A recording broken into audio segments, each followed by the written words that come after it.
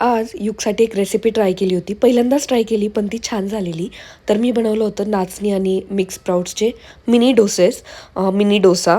तर इथे मी मिक्सरच्या भांड्यामध्ये जे मिक्स स्प्राउट होते, जे मी ऑनलाईनच ऑर्डर केले होते, ते थोडेसे घेतले.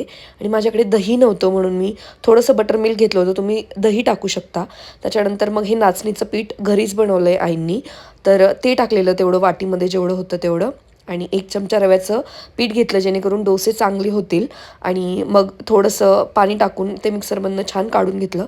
परत थोडंसं पाणी टाकलं. मला असं वाटलं की ते व्यवस्थित नाही झालं बारीक.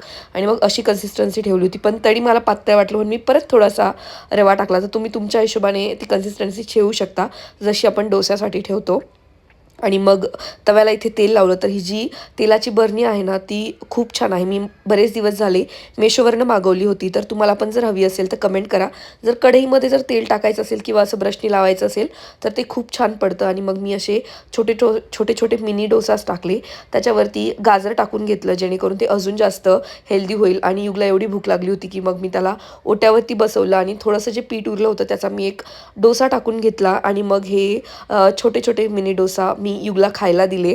तर त्याने ते खूप आवडीने खाल्ले. आणि ताटात जेव्हा मी त्याला काकडी दिली होती, तो ते बिलकुल खात नव्हता.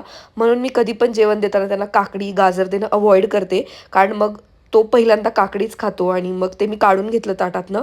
आणि त्याने ते डोसे छान फिनिश केले. आणि रोहितने पण आमच्या जेवणामध्ये स्प्राउट्सची मसाला खिचडी बनवली होती. हे फिनिश केल्यानंतर युगने ते देखील खूप छान खाल्ले. ही रेसिपी नक्की ट्राय करा तुमच्या बाळासाठी. सजेशन असतील तर नक्की सांगा.